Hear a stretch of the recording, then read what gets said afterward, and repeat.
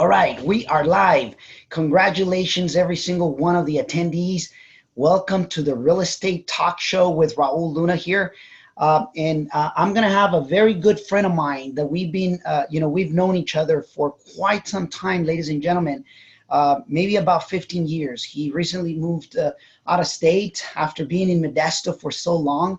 So Mr. Omar Alcaraz is going to be here with me today, assisting me on some of the questions that you guys obviously submitted, sometime yesterday and today. So, welcome to every single one of you guys who are connected here.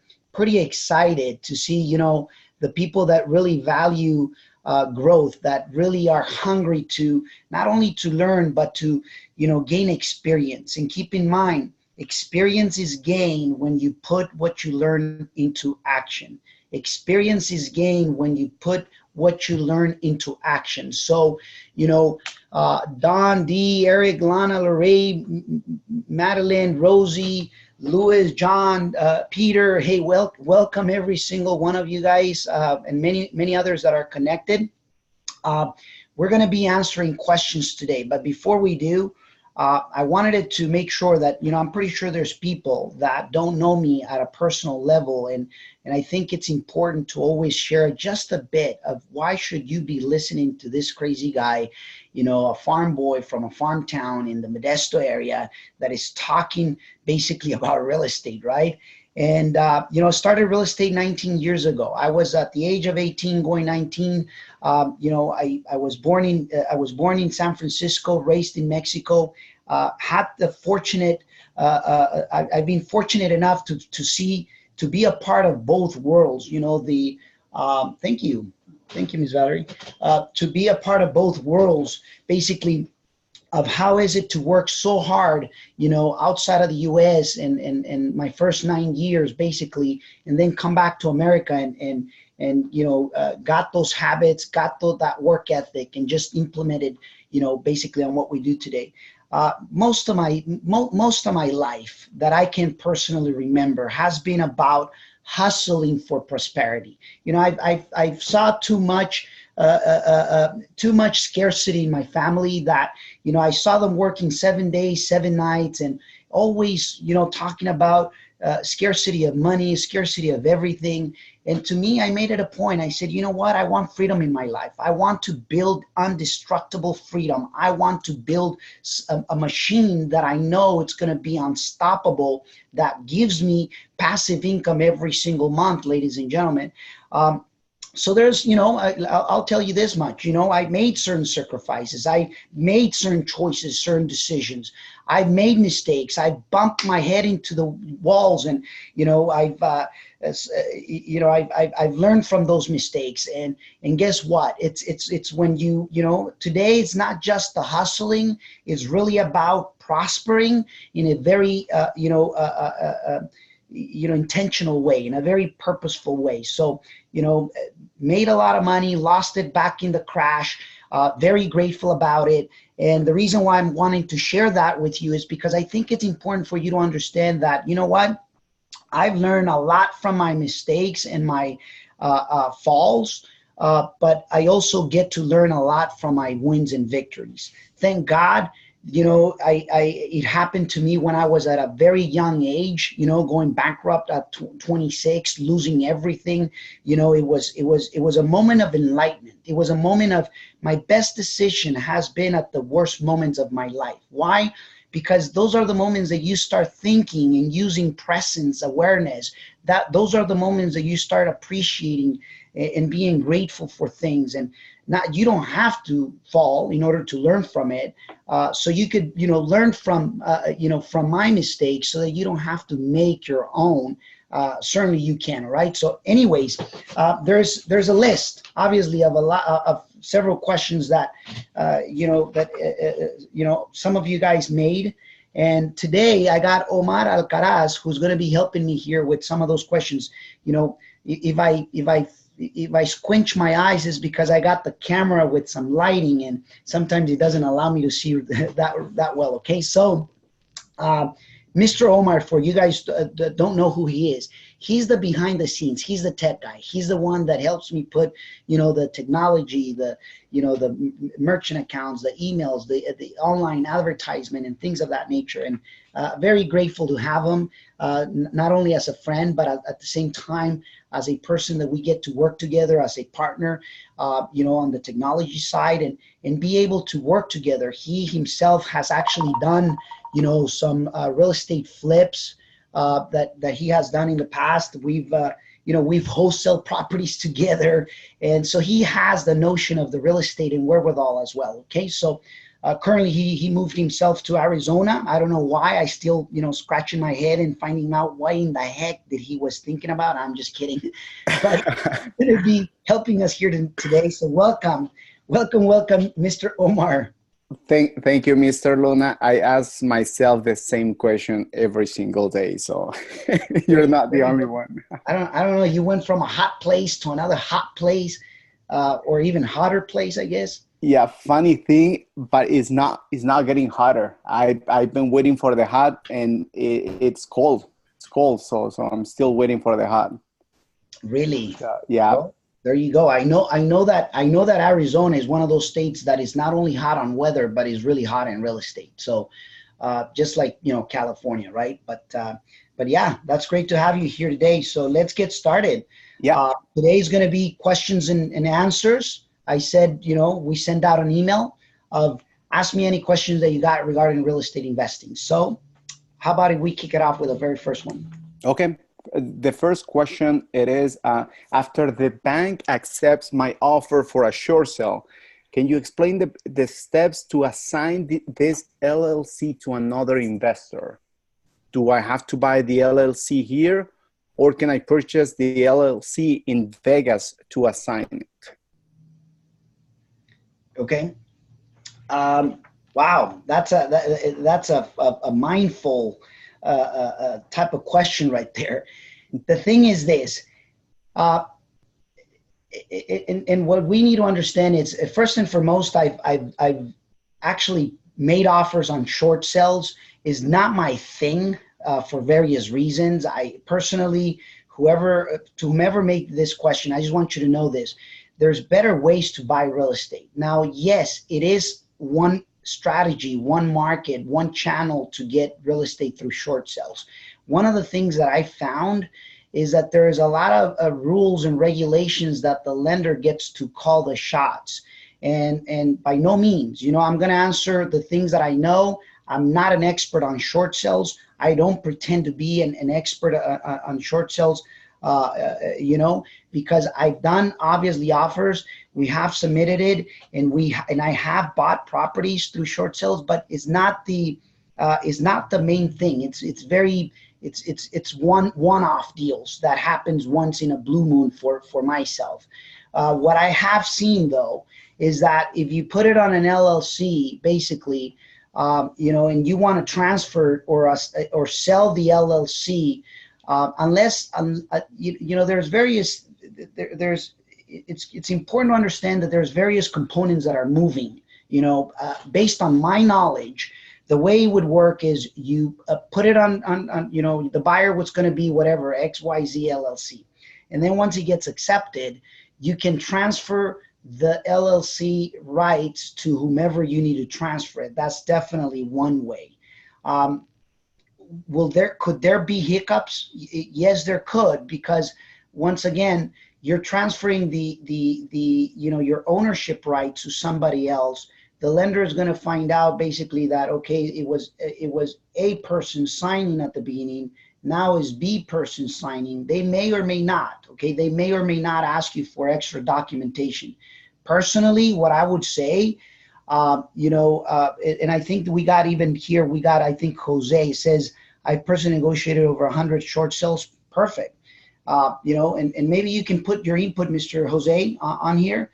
As a matter of fact, you know what? Let me do the following.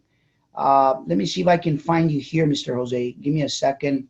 Let me see if I'm able to find you. I'm going to promote you into, can I promote you? First answer, if I can promote you as a panelist so that you can, add your 2 cents into the conversation, Mr. Jose.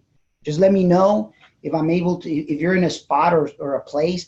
because personally, I'll tell you, it's not my strategy. Although I've seen it where, yes, you can transfer it, but you open a lot for questioning. Okay, they can just do an addendum if he is in the articles of incorporation. I don't have a mic. Okay, so Mr. Jose doesn't have a mic. Anyways, but he's saying that you could do just an addendum in the articles of incorporation. Totally. I mean, they can do it, but then the question says, what was the second part of it, Mr. Omar?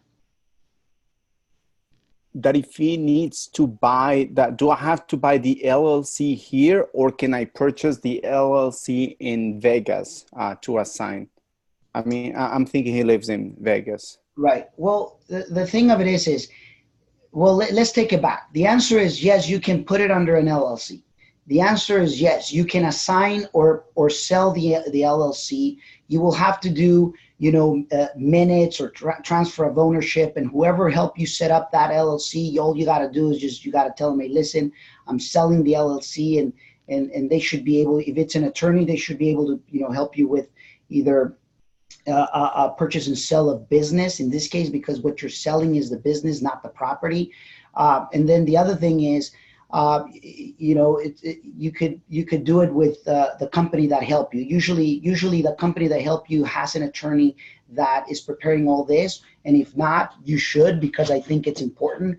Although it could potentially, just be aware that it could potentially raise some questioning potentially from the lender. Now, as to where to open the LLC, either California or Vegas, very subjective. I've heard it from many different attorneys. Some attorneys believe that it's a waste of money, energy, and time opening an LLC in Vegas and then doing business in California, because ultimately you're going to have to be registered in both places to do business. Now, keep in mind, I'm not a real estate attorney. I'm not a CPA. I'm not giving any legal advice or anything of that nature. It's just for educational purposes what we're sharing here on the answers. Through my experience, I like Vegas, to open my LLCs in Las Vegas. Now, that's my personal opinion. That's my personal business for various reasons. Now, it's really going to be up to you. It's going to be a choice, a decision. You could go to, it's like when you ask for an opinion of value, you could ask 10 different appraisers, and they're all going to come with 10 different answers. So at that point, whatever keeps, makes you happy, whatever you decide, at the end of the day, as long as you're doing business the correct way, as long as you're doing it, for it to be, in business with the utmost of ethics and things of that nature, and then either way, I mean, all I can share is I do mines in Vegas, and I do them because that's what I was advised by my corporate coach, and basically I'm happy with that decision, right? So how about Mr. Omar, are you there? Yeah, I'm here. Mm-hmm. Okay, next, Mr. Luna, can you hear me?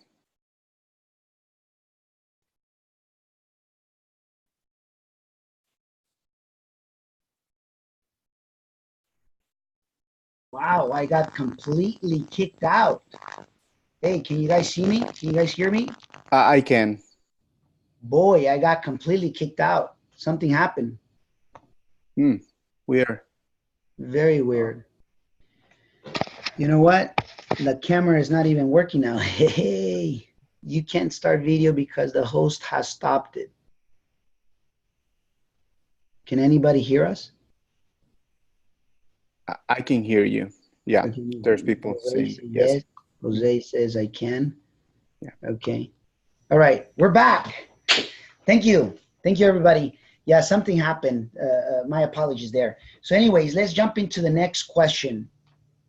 Okay, the following question is, if another agent is working on a deal and it has been for about a year and I don't see any change, I'm thinking that he doesn't see any change on the MLS. Is there something that I can do? I guess I'm not understanding the question. If another agent is working on one deal and this has been for about a year, and I don't see any change. Is there something that I can do? If I mean, I would ask them. I guess that if I'm, I guess the question is a little bit vague. Um, does it mean that they've submitted an offer with this agent and is the listing agent and they don't see anything happening there? Is that could that be? And if that That is, might be. That might if be. that is, my answer to that would be, precisely, short sales. Let's ask Jose, Mr. Jose, what is the time frame of a short sale?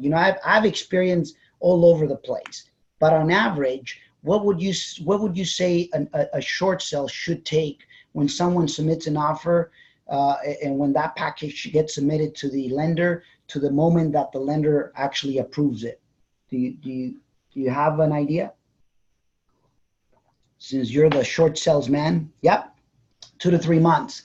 So if it's taken over a year, I mean, the very first, I would question it. I would ask the agent. I would call the agent and ask what's going on. I mean, can you keep me updated?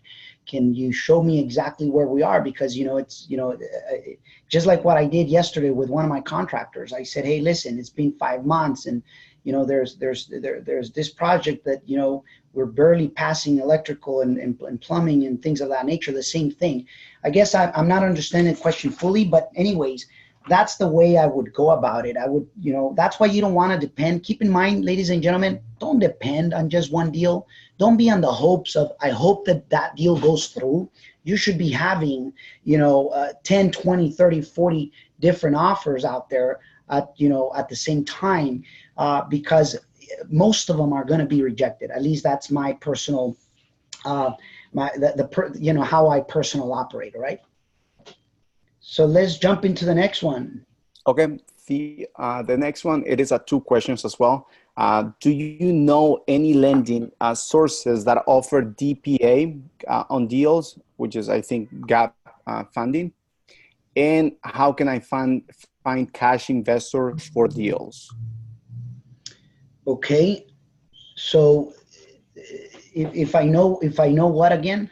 DPA, gap funding. I'm not familiar with that. Right. The gap funding is the difference from what the first lender is going to finance. I guess the question is if I know a source that will do gap funding.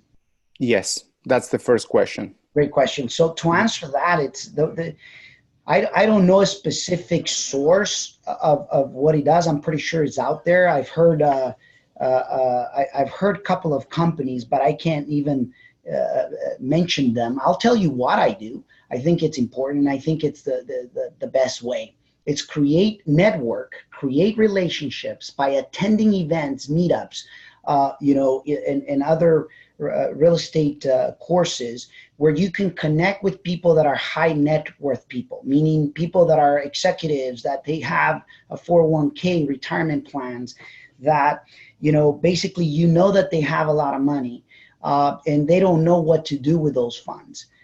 In essence, just meeting people that they have their money either at a retirement account or a bank account, that they're really how much are they earning on a bank account, less than 1%. And if they get 1%, they got their money locked for who knows how long, 1 year, 2 years, whatever it is. I'm pretty much out. I remember the very first time that I did a CD was long time ago, where rates were still 6%, 6.1%, something like that. Today, I'm pretty sure it's nowhere near the 2% or something to that effect. So once you know them and create a great solid relationship, then they can become the gut funders. That's one way. That's how I've done it. The second way that I would suggest, if you're a new person in the real estate business, will be basically partner up with somebody else that has the experience, that not necessarily have the money, but that they can bring the gap funding. I'll give you an example. I get a lot of calls, or I get a lot of emails from people that basically bring deals and they want me to gap fund them. I'm one of those that I do gap funding, but I don't do it as a loan because I'm not a lender. I'm more into either either because I buy the contract or because we go into partnership. So my second way of doing business is through getting together. I'll give you an example. I've partnered up with other people where when I need the gut funding and it's big amounts, but I only do it on bigger projects, on big amounts, like in the millions. That's when I go in and I partner up. I'll probably give a percentage of the deal, and they put all the money, I put the deal. Obviously I bring the deal, the experience, the resources, etc. And then that's a second way how I've done it. So first way, get to meet people. I already shared it how. Second way is partner up with others. Be willing to share the wealth, ladies and gentlemen. Be willing to give something. It's better to get 10%, 20% of something than 0% of 100%, right? Or that 100% of nothing, right? So it's very important. That's what I would suggest. What is the second part of that question? And how can I find cash investors for deals? Cash investors were great questions. Great questions, by the way. So the best way, it's you could either I'll give you two ninja tips, okay? And I've done them both ways. I still continue to do them today. Number one, it's by when you have a property under contract and you may or may not want to wholesale it. It's up to you. I will upload it, but it's got to be under contract. You got to have a contractual rights, or you got to be already, your name has to be in, the deposit has to be in. It's a fully ratified purchase and sale agreement. Then the way I would go about is basically, I would put it on Craigslist, and I would just, I will add a very specific disclaimer. I'm not the owner of the property. I have contractual rights, and therefore what I'm offering is the ability to assign the contract. So that's one way that that could be done. And then guess what? If they pay you your price, you get to obviously assign it, or in this case, assign your rights of the contract. Or the second, you could always add them into your buyer's list. I usually carry two lists. It's the premier list and the regular list. The difference is regular list, anybody qualifies. There's no filtration, no filters whatsoever. The premier list, the only way they can go to that list is if they show proof of funds or a hard money lender letter that says that they're qualified for X amount of money, whatever it is, or a combination of both. I do send to my premier list first the deals, because they're the ones that went the extra mile, and then everybody else afterwards. So way number one is basically, like I said, once you have contractual rights, then you can obviously share it with Craigslist. You can post it on private Facebook groups. You can go to meetups and raise your hand and basically, give yourself the 45, 60 second, sales pitch. And basically that's what that's what you would do. The second way, you don't have to have a property. The second way is just go around it and tell them, hey, this is Raul Luna I'm a local real estate investor. From time to time, I come across deals, I buy real estate deals, and I'm looking for, all cash real estate investors that can perform quick, that understand their game. If you're one of them, please reach out, give me a card, give me your email, whatever. And that's a second way on how to build a buyer's list. Now, what I will suggest is this. If you are going to do that and you are going to build a buyer's list, my suggestion is be someone that it's a hustler, that it just doesn't say things like, oh, I come across real estate from time to time, and then you never really do come across because you're being lazy, or because you're not really putting the effort. Notice the words that I use, very precise. I don't say, I put properties under contract, or I buy deals. If you're new, you want to use the wording as I come across from time to time, great property deals, or, great deals that I come across. Why? Because I think if you're not putting them under contract yet, or you have not, be obviously careful on how is it that you're communicating and presenting yourself. So There you go. 2 ways on how to do it. And there's many more. Good. Okay, the next one, it contains multiple questions as well. It says, have you done a 500 square feet addition in Santa Clara or Alameda County? If so, was this done by an over-the-counter permit? And if it was, that does it mean that you don't need the city to do an inspection for the addition? Does the work has to be done by a general contractor? I mean, multiple questions. I'm sorry. Right. So the first one, the answer is no. Although I do have other friends that has specifically done it in San Jose and Santa Clara. They have a focus or a niche, I should say, and very close friends, multiple friends, and what I've heard through them, it is an over-the-counter thing when it becomes 500 or less on square footage. I personally haven't done it there. I've done it like in Belmont, California. I've done it in San Francisco, California. And, you know, in San Francisco, I've done it where it has been over the counter, but it's because it's a basement. So, you know, it varies from city to city, county to county. All I can say, San Francisco being one of the hardest ones, if we were able to do it over the counter, I think it's important to connect. It's dramatically, and I can give you experience. When I connected with a local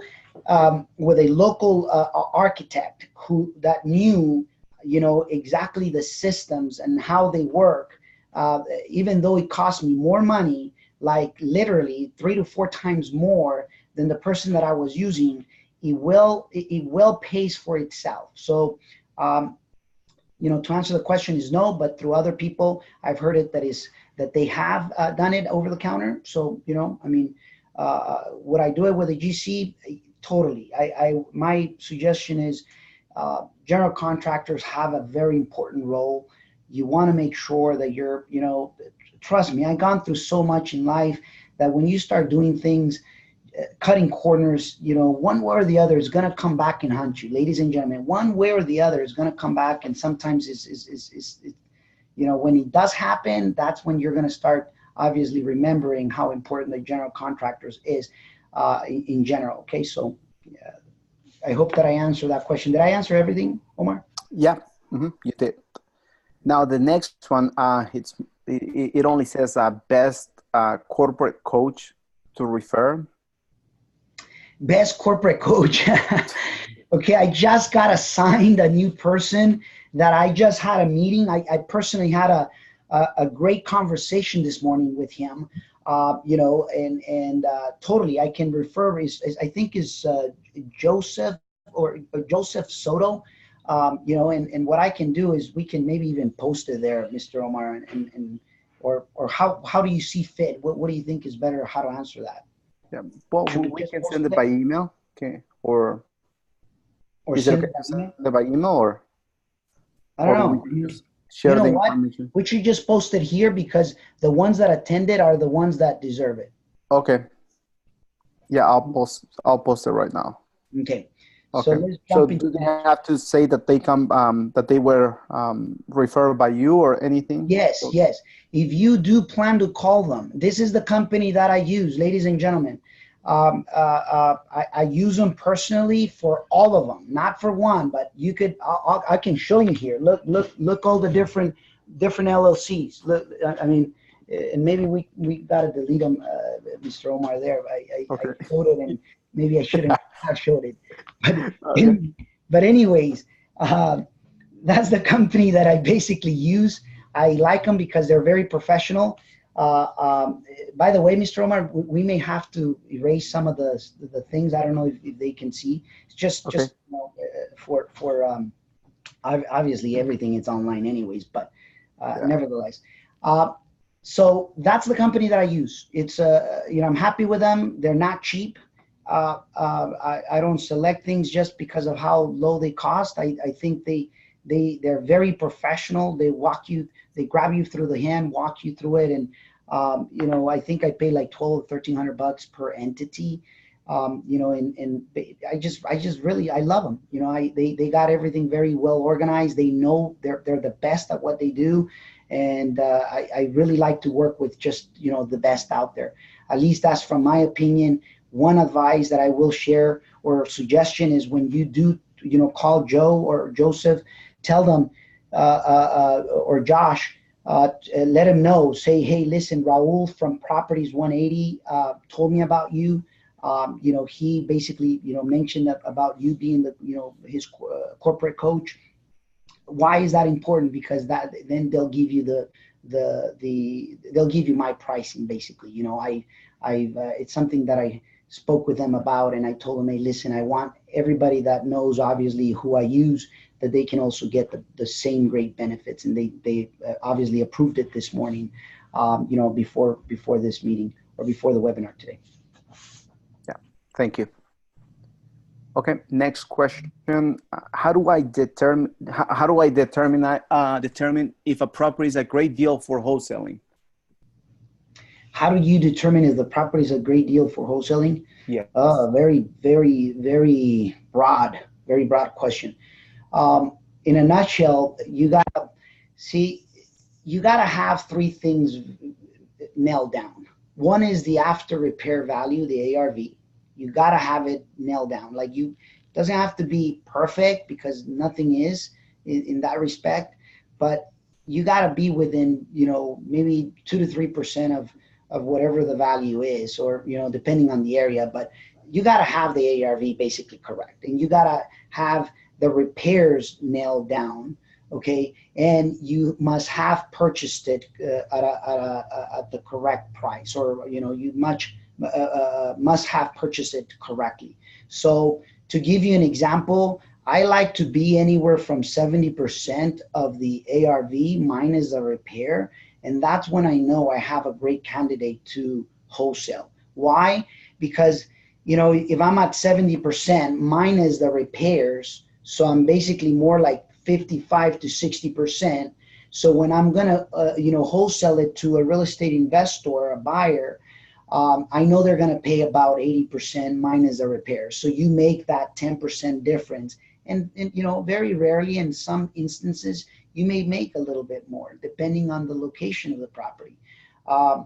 You know, that's true on a primary market. On a secondary market, I would advise that you should have a bigger spread. What is the difference from a primary and secondary? Primary, you can, you know, secondary. Let me describe secondary. Secondary is it's a place that you buy homes as a vacation home, as a second home. Is not a place that you buy it to live in. So Bay Area, you know, San Francisco to San Jose, and many others, East Bay, etc., as primary markets. You know, Carmel, Santa Cruz Mountains, I would classify it as a secondary market.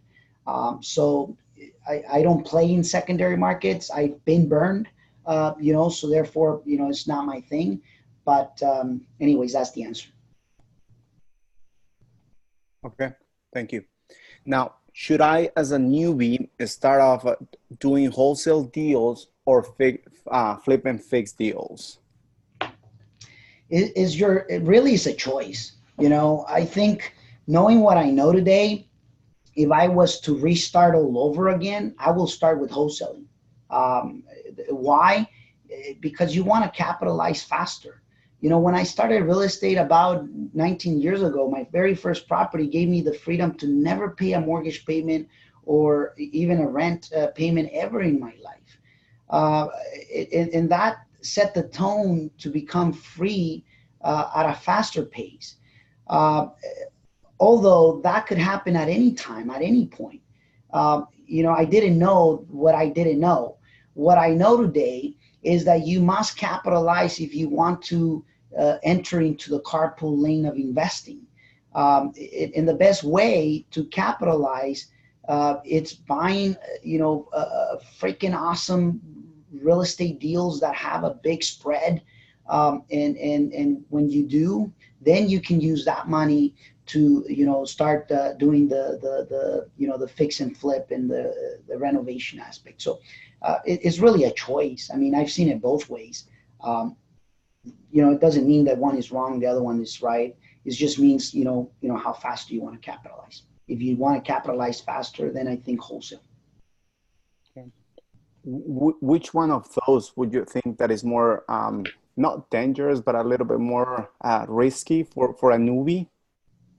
Definitely the fix and flip. Fix and Totally. I mean, I can almost assure you that if it's going to be the first time, you will be challenged. You will go through rough moments. And this is not being negative. This is just being uh, truthful about it. Even till today, and we got some very heavy hitters here, like Mr. Jose Adame, who's out there in the big leagues, and yet, I can guarantee you that up until today, he goes through some challenges, even though that he's very well experienced, like many other. I can, speak for many others, but personally, even until today, I will still go through challenges. So the riskier, when a property goes into your name and then you do have to hire a general contractor and then do the renovation, is definitely, riskier. Understanding your risk, I think, is, super important. And just preparing and having a spread for it, I think it'll put you ahead. okay, thank you. Next question. When do you grow your operations from one person do it all business to adding assistants? You know what? Very, very great questions. First and foremost, I want to take a quick moment, because I think the audience really, really, hit it home with the questions that they're making. To answer that, Mr. Omar, I started, when I first started in real estate, it was not too long after I started. I think it was less than a year when I hired my very first assistant, and I wasn't making much money though. By the way, and I want to make it clear, I'm not a solo guy. I don't like to be solo, because I truly understand that if you want to have a dramatic impact in life, not only in your life, but in many other, people's lives, it's not going to happen alone. So when I first started as a real estate agent, because I started as an agent, and then I became a broker, and then, then in the interim doing, partnering with few people, basically I lost my license, and then I've been battling ever since. I don't need it as a real estate investor, but I think it's important to understand that even when I wasn't making enough money or much money, I had an assistant, ladies and gentlemen. When my assistant was making more money than I was at the time. Keep this in mind, all right? Keep this in mind. People ask me, why is your assistant making more money than you do when you were first starting? I wasn't producing enough sales at the moment, but I hired ahead for one reason, because I knew where I was going. When you have absolute clarity where you're going, I think you need to get prepared from the very beginning. Now, once again, it's not a right or wrong answer. It's really more of, do you know where you're going? Are you okay that maybe your assistant's going to make a little bit more money than you do at the beginning? I was okay with that, just because I knew that at one point, I knew where I was going, and I knew that the business was going to outgrow, that I wasn't going to be needing one person. Today we're, almost 7 people. No, actually 7 people, 7 full-time employees. So anyways, it's just part of what it is, right? When should you get it started? The moment you know how big you're going. The moment you know how big you're going, that's the moment that you start hiring. Yeah, I'm a testament that what you're saying is true. Since I met you, I mean, more than a decade ago, you always had someone assisting you, and I always admire that from you, because I mean, you were starting a business, and you have on the different companies that you've done, and always looking for people, not because you don't want to do that. Can you hear me? Yes, I can. Okay. Yeah. Not because you don't want to do those stuffs, but because you go and focus on the things that really drive the business. Correct. Because I know that yeah. And you made a point, very important point, Mr. Omar. It's tough to switch the mindset, guys. You shouldn't be doing the things that, you need to start evaluating where your time is much better invested? Where are you effective? In my case, you know, my best time is when I'm selling, building teams, you know, either networking, you know, to get connected with high net worth people, uh, finding deals, structuring deals. That's what it is. I shouldn't be filing documents, or I shouldn't be, you know, doing being in customer service. Not that is something wrong with that job. It's just the fact that, let's face it, you can help somebody else get started by helping them and helping them grow, not only in that specific area of the work, but as a person as well. So, but you brought in a really great point, and you know, the best thing is just don't do things where your time is not valued. Yes, I agree. Okay, next question.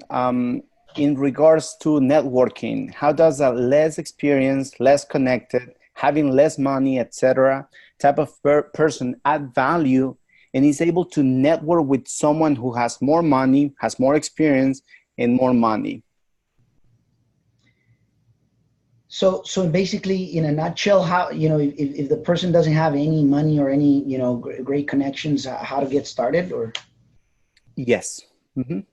So the best way, and this goes back to one of the answers that I have given earlier, is you don't need money. You know, you don't need money to get started. You need courage. You need a decision. You need hunger. You need connections. You know, to me, the way I would put it is, go out there. I know, you know, whether you believe it or not, I'm not an extrovert person. I'm more of an introvert person, although I do realize that if I need connections, I gotta obviously go out of the zone. You know, I didn't used to like networking with people or even sales. It's, you know, I've learned to grow. I had to grow and learn to love sales, to love networking, to get connected with people. Now, I tend to be, you know, before I tend to be shy. So I was a very shy, insecure person. Today is different. Why? Because you make a decision to grow. So my personal advice, whether you're shy or not, whether you're an introvert or extrovert, whatever it is, you're going to have to let go of the secret society mentality and literally just go out there and get to meet people. You know, believe it or not, you know, it's very funny because, you know, people ask me, how do you connect with people? And just, you know, by saying hello. It's like, that's how simple it is. It's just by opening your mouth and, you know, stretching your hand so that obviously people can obviously know that you're there. Now, by stopping being in obscurity, that's why, I'll give you an example. You know, that's why I started the meetup, because I knew I was going to be uncomfortable, but I knew that it was much needed so that I can get connected with people, so that I can interview players basically in the industry. Why do I go to events? So that I can obviously get connected. The best way is by exposing yourself out there. If you notice on social media, I made a commitment that every day, at least once a day, before I would go to sleep, I would gonna post something of value on social media. And there's never been a day ever since it was promised to myself. And that's the, you know, yesterday I got a call from a gentleman. Actually, no, it was a message from a gentleman that says, "Hey, Raul, I want to invite you. I got 2 properties under contract. It's 134 units, you know, up in Arizona, you know, by your neck of the woods right there, Mr. Omar. So more than likely, I'm going to be, you know, flying pretty soon, you know, if everything goes the direction that I'm looking to obviously to start investing as well." So, but why do you think that happens? It doesn't happen, you know, it doesn't happen by chance. It happens by choice. So make it a choice to get exposed out there. Make a decision and a choice that, you know what, you're going to go with whatever it takes. You're going to build strong relationships. And the best way to build strong relationship is become a person of value. Give you an idea. When I first met Mr. Joe Metz, and some of you guys may know him, some of you guys may not. He's a gentleman that he's, you know, he may be on his late 70s or early 80s, and a very passionate, high energy person that just, he's hungry, even more hungry than some of the young guys that I know of. And, you know, he's the one that got me started into the meetup world and, you know, that type of thing. And it was interesting because, you know, I remember going to his meetups and I would be the one that was plugging, you know, the projector, the computer, putting chairs, helping them with the registration. With, you know, my wife and I was, you know, helping him getting there early. I remember taking the sound system, putting the sound. I mean, I would do those things. I wasn't getting paid for it, but why is it that I was doing it? First and foremost, I wanted it to be a person of service. I wanted it to provide value, because if you know, I know one thing. If you do more than what you're getting paid for, and I think I read it somewhere, maybe it was, you know, Think and Grow Rich or something, but he says if you do more than what you're getting paid for, one day you're going to get paid for more than what you do. So there you go. Yes. And I know that you always have that mentality, even with not only in real estate, but with the different businesses, because I've known you from such a long time. When you go and meet people that you really want to connect, you go and you provide any service without looking for any payment or anything. You just go and invest time on them, that the person feels like, oh my God, this guy, he comes to me, he's not asking for anything. And I think they open up at that point. Completely. The best answer is make them feel guilty that what they're getting from you is so much that they almost feel like they got to give you the secret sauce, right? You make them spill the beans because you made them feel guilty of everything that you've done for them. Yes, it works, right? It does. Yeah. So next question, any pointers on finding contractors when you have projects going on different locations? You know what, Mr. Omar, what was the question? I wasn't paying attention because I just noticed here on Q&A that we've been getting some Carmen Brown. Let's get to some of the ones that we've been getting as well, but okay. Let's answer that one. Let's answer the one that you just made. What was it again? Any pointers on finding contractors when you have projects going on in so many different locations? Great question. You could do various different sources. You know, I'll give you number one. If you're not already a member of various different real estate investing Facebook groups, become part of those, and then once again give value to them, and ask the question, hey, who do you know that, you know, it's a contractor in certain place or near to this place? And that's one way that you could do it. Second way, advertise it on Craigslist. Put a Craigslist ad where you're looking for, you know, basically contractors. I've done that, but you got to be very consistent. Keep in mind, everything I teach, you got to have the following in mind, or else, you know, you're going to get poor, broken results, and you're going to get very disappointed. You got to have massive, consistent action. If you don't have those things that I just mentioned, massive, consistent action, then might as well don't get started, because you'll have spurts results, and it's not what you're looking for. You know, so one is the social media Facebook groups. Another one is Craigslist. Another one could be Yelp. Another one could be, you know, referrals. I usually, once again, I go to different meetups or different places, and you want to stand up and say, hey, my name is Raul Luna, local real estate investor looking for, you know, a contractor. Another one that they can do is by basically going into, you know, the city and basically asking them questions about a property and tell them, hey, you know, can you share a list of people that general contractors that you work the most? Some cities are open to that. Some cities are not. I just got a referral in Stockton, California on one of them that I needed specifically, and it was super cool. They did provide us with a list, and we were able to locate. Now, this wasn't for a contractor, although we have done it in the past for contractors. This was for a topography, grading, and sewer engineering firm.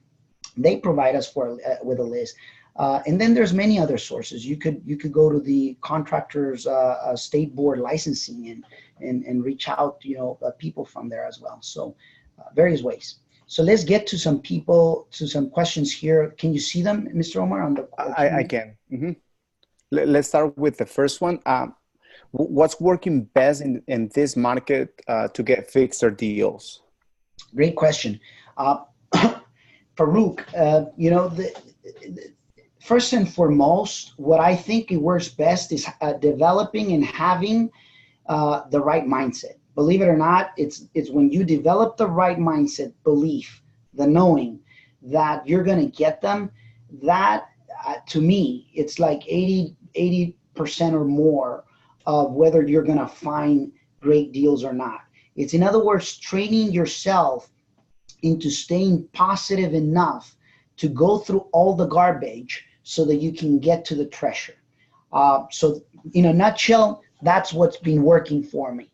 Now, in activity wise, in the other 10 or 20% of what I know it works, it's basically, number one, direct mail, and I like direct mail personally, but once again, it's got to be massive, consistent action.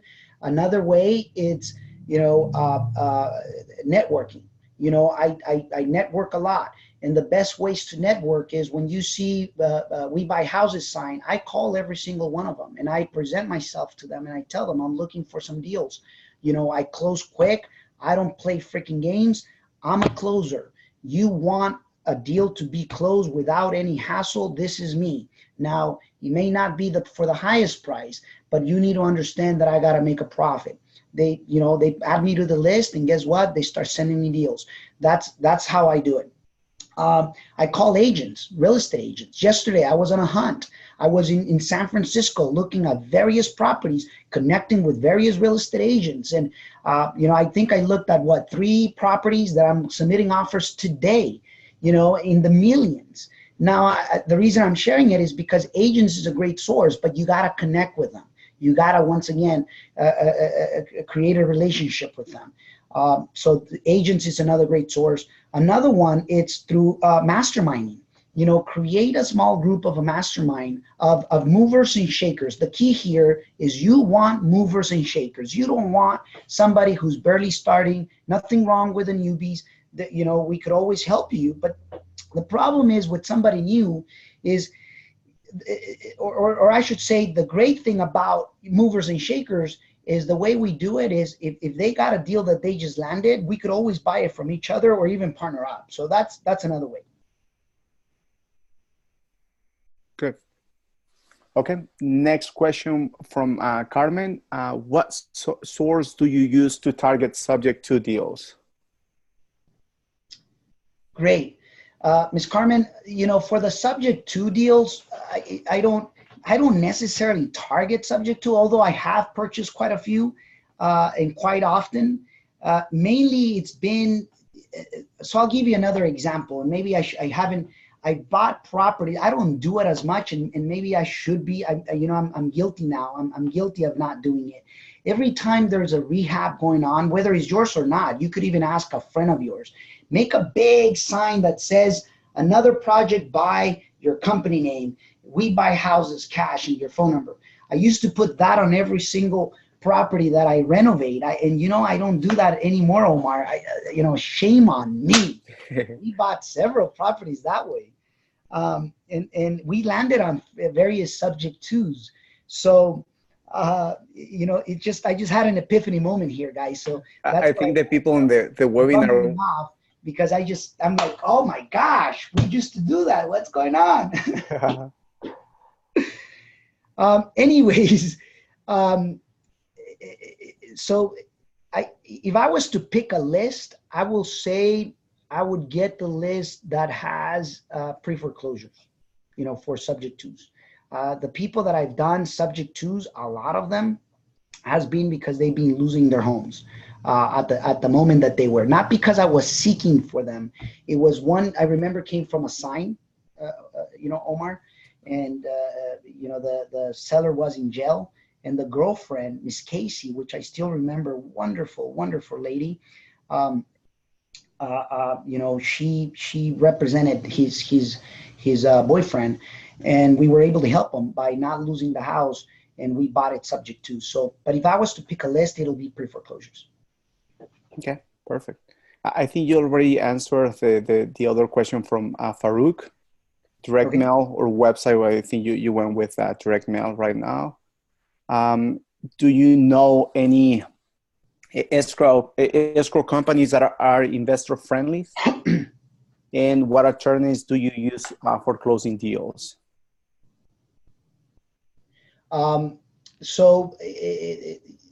Great question, by the way, Ms. Carmen. One of the companies that I use for residential, it's First American, is through Kathy Gorgensen. All I ask is let them know, ladies and gentlemen, if you're going to go through them, just tell them that Raul from Properties 180, just tell them the Properties 180 team, just tell them, hey, listen, Properties 180 team told us about you guys. I use, First American, Kathy Gorgensen from Pleasanton, California. So Pleasanton, and yeah, it's on the East Bay. Really happy with them.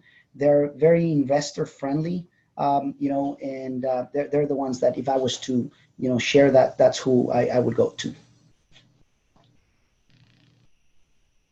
Mr. Omar, are you there? Yeah, I'm here. Okay, thank you. So last question. Who do you use for direct mail? And what do you think about Deal Machine and List Source? What websites do you use to find deals like Privy, RealFlow? Ms. Carmen, you are on fire with some questions. We got someone that is hungry with some questions here and hungry for some answers, right? She's making me spill all the beans, Mr. Omar. I think we should have charged for this freaking webinar, this class, but I guess everybody's getting it, right? Anyways, who do I use for direct mail? Oh man, we're having a blast of a time. I use a company so I use multiple, but my main one, it's called Open Letter Marketing. Okay, so openlettermarketing.com. Once again, if you're going to use them, just let them know that the Properties 180 team, not that I get money from them or anything. I just want them to make sure that we're, advocating for them and that we really love them. And I think it's, I just want them to know that, we care for who they are and what we get to do together. And basically about Deal Machine, I don't know much about it because I don't use it. So I won't, say anything about it. I've heard from it, but haven't used it yet. So won't comment on that. The other thing is ListSource. ListSource is one of the companies that I do use, not often enough. It's almost like a very specialty list that I go and use for those. And then the CRM that I personally use is RealFlow. By the way, Mr. Omar, the class that we just had, I made him a promise that I was going to send him a link, from RealFlow. So if we can send them the link on RealFlow. Now I'll be quite frank. RealFlow does give me credits. So therefore use my link. I'm being very open with you. And what I mean credit, I don't mean I get paid. It's just, they just, I think that, when you earn X amount of points, you don't pay for your program or whatever it is. But anyhow, for the ones that wants to use RealFlow, is my CRM system. I'm happy with them. That's where I keep track of all of my deals. That's where I keep a whiteboard, a Scrum board. That's where I keep the follow-ups, the emails. That's where I run my business from, is the centralized CRM for the entire office. Okay, good. Well, we don't have any more questions right now. So. All right. I think we covered it all. We crushed it here. Well, ladies and gentlemen, I had a small presentation that I wanted to show you, but I don't even know if I should. I'm just going to go through it really, really fast. And then because I think one of those questions was if I could show you there was one question, Omar, that says, can you run through a commercial deal? How do I know if I have a really good, the last one, a cash flow deal? And let me give you the formula. Now, this is not a perfect formula by no means, but it gives you a starting point, okay? And I will show you evidence that it's possible. And if it's possible in California, that means it's possible in any other state. is definitely going to take some dedication time, but it's the 1% rule. Whatever you're paying for the property, you know, if you can make 1% on a monthly rent, then you know it's got potential. Then you know it's got potential. That is not true, you know, on every single asset or location in the world.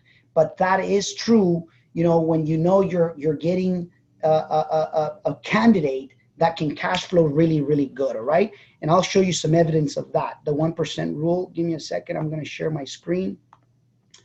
Bear with me. I'm going to share my screen so that I can show you that I did it on a shopping center. This is a commercial deal that I did it on. So you should be seeing my screen now. And I'm going to go ahead and show you. So this one came from direct mail. It's a shopping center that my wife and I purchased. You know, the background on the seller is out-of-town seller, owned it for 25 years, extremely poorly maintained. After, you know, going back and forth and several meetings at Starbucks and drinking a lot of coffee and tea and kind of punching each other to the face, and it was literally, you know, that serious. We landed into a purchase price of $650,000. This is the before pictures. It's a neighborhood shopping center. It's a small one, right in front of some dealerships, casino, and etc. You know, you could see how, you know, it used to be right in front of Taco Bell. So, you know, this is one of the empty spaces back then. There was two empty spaces and like 2 or 3 different tenants that were paying late. They would pay whenever they want to. They would open their business whenever they want to. It took us about 30 days to renovate, and, you know, 90 days to lease all. Although to stabilize completely, it was about 180 days. And the difference from 90 days leasing it all to 180 days stabilizing is because at the beginning we got some of the tenants that weren't supposed to be there, so we had to kick them out and then obviously get new tenants. So this is the after. You know, it's no longer has a for lease. This is some old pictures. Now it's 100% fully leased, and you'll see the numbers here. And this is how it looks. You know, all we did is we did some color painting. We didn't did much to it other than play with some colors and some siding. But look on the inside. We did some painting, you know, on the flooring, on the walls, made it look nice, sharp. These are the numbers. But the most important thing is, you know, this is, look at how much we rehab, holding costs, and, you know, closing costs and everything, $34,000. We didn't, you know, do much to it, but it looks like we did because, you know, I got to give credit to my wife. She's amazing at decorating, selecting, you know, the colors with, you know, and matching things and the finishes. And my goodness, you know, it certainly makes my life easy, you know, in that respect. But these are the numbers, ladies and gentlemen, so that you can see, you know, if it makes sense, the 1% rule. You know, when we first bought, now keep in mind, not necessarily the 1% rule applies when you buy it. It's if you can take it to the 1% rule after you actually do your value add. You know, if you get it upon purchase, super cool, but not necessarily. I'll give you an example. If you notice here, 1,050, 850. So there was 2 vacant ones. And the total gross revenue when we first bought this property was $3,640. Now do the math. If we bought it for $650, now mind it, we bought it for $650,000, but we didn't put any money whatsoever. That's a whole different conversation. I'm not going to touch it here because it'll take us, you know, forever. So $650,000. If we were to divide 3,640 divided by what we paid for, you know, that's about half of 1%. Okay, that's about half of 1%. Now, see the numbers. You know, the NOI and everything. Obviously, the total gross rent. I want to give you simplicity here. Okay, this is where we took it. As a matter of fact, the numbers are better than this. We're exactly at $7,000 right now. These numbers were done. These were projected. As a matter of fact, when I did this presentation, was a projected. Today, it's a little over 7,000. Now, Do the math if it works. You know, we bought it for 650. I already told you how much we put into it, 34. So we're in it. All in all, we're in it 684. If we're collecting, for instance, $7,000, what is $7,000 divided by 684? That's a little bit over 1%, right? Do the math. That's on a commercial deal. Now, does it work? It does. Now, if you try to do this on a property that is on the MLS, I'm not saying that it's impossible. All I'm saying is you're going to have to look into deals, maybe, you know, 1,000 deals before you could potentially even find one. And then because how hot the market is going to be driven all the way up. So just understand that it was a property that we bought. I can't get out of it now. Okay. So anyways, does that help? I think we answered, we answered all the questions. I'm very happy and grateful to have all this great crowd. Ladies and gentlemen, congratulations for participating, for making it happen. I want to, share one last thing or one last few things. Number one, if you're really serious on, growing yourself, go to REI, go to, reiprofitvault.com. It's a $7 a month program where we actually record every single one of our monthly meetups with some case studies that you get to have some access and that you get to repeat. Go ahead and check it out, become a member of that. And hey, we're going to get to see you next week here in the same channel at the same time. Congratulations.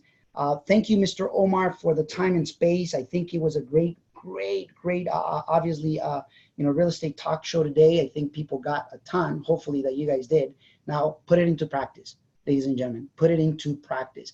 And keep in mind, okay, every fourth Thursday of every month, we meet in San Mateo, California for our live meetup events. And I will end with this. We're looking for acquisition specialists.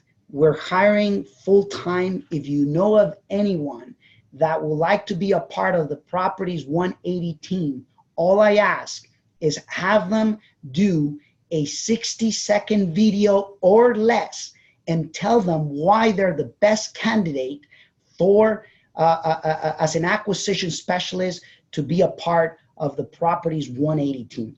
And just have them send it directly into info@properties180.com and confirm, Mr. Omar, that that's an active email, info@properties180.com.